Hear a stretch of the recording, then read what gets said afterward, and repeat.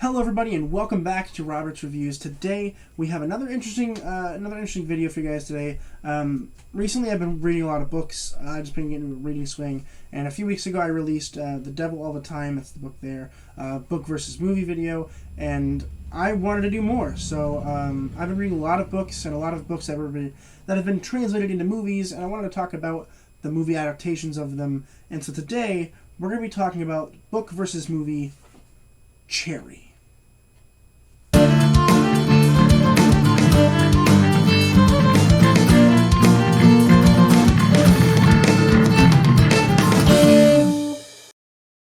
So the movie Cherry came out this year, and it came out on Apple TV+. So if you have Apple TV, you can go ahead and check out the movie. I do have a review for it on the channel, non-spoilers, so go ahead and check that out if you guys wish. But then I decided to read the book, which also came out relatively recently. And essentially what it is it follows a man who is in love with someone and then joins the army and then comes back and then gets addicted to drugs. And then he robs banks to get money for the drugs, which is a very complicated way of saying it's a loaded book.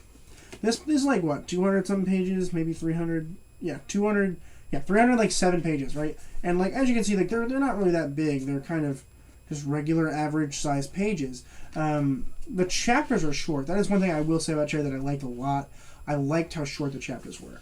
I could sit down and read for 20 minutes and get through like 10 chapters and feel pretty good about it.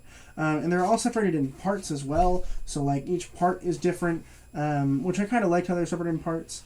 And overall, the book's interesting. It's really good. The movie's quite different, to be honest with you. The overall events are very similar, right? Man falls in love.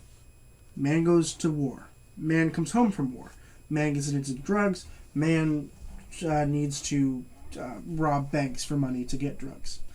So I like how they're both very similar in that structure, but they're very different, right? In this movie, or in the book, I should say, in comparison to the movie, he's addicted to drugs before he goes. Like, he already pops pills a lot and, like, all that kind of stuff. Not quite heroin, but still, you know, he does a lot of, like, nasty drugs before that. In the movie, he did ecstasy once, and he might have mentioned doing drugs a little bit, but, like, hardly as much as what he does at the end of the movie, right? And also, there's a lot more women in this book than there are in the movie, right? In the movie, he's with Emily the whole time, right? There's, like, only a couple parts where he's not with Emily. In the book, he has like 7 girlfriends when he comes home from the war before he ends up going back with Emily. And it's a lot. Like, there's a lot of pages of him with other girls. And honestly, those were interesting pages. I liked reading about his relationships and like that. It was good. It was fun. And I liked it. In the movie, we skip all of that. And he's just with Emily right when he gets back the whole time. Plus, there's a whole Emily goes to rehab thing, which is sort of mentioned. It says that she gets a cleanse and like, sort of. But in the movie, it's way more intense. Plus, the ending of the movie is incredibly different from this book. Like, very different. Very, very, very different. Honestly, it's so different.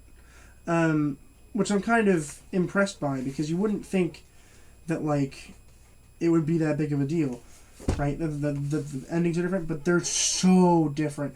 He doesn't even go to jail! What? It was completely different. And I kind of liked this better. I do. I think it worked better as an ending. Although I liked the ending that they had for the movie before they had the epilogue. If they had cut the movie before the epilogue, I think it would have been a much better movie. Which is saying something, because the end of the movie is like 5 minutes long. But it makes a huge difference. And honestly, if you have time, the book is better in my opinion.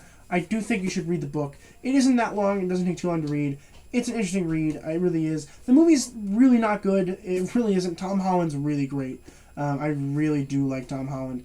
But the movie as a whole, not so much. But if you guys have time, I definitely would recommend reading Cherry. It's good. It's fun. There is issues with it. It's really not all that great, but like, it's still a fun read, and it doesn't take too long. So if you guys are interested in war and drugs and bank robberies, check out Cherry. That's going to do it for me today. It's a pretty short book, pretty short movie, and not a whole lot to talk about. But I do recommend the book over the movie. Whereas The Devil All the Time, you can kind of choose either one, and it's totally fine. But I did really like watching it, and I did like reading the book, and I like how I can do this kind of thing now. So if you guys want more book reviews, let me know in the comments below. What did you guys think of the book? What did you guys think of the movie? Let me know. I want to know all of your thoughts. that'd be great. But that's going to do it for me today, and as always, keep watching movies and television, stay educated, and I'll see you guys in the next video.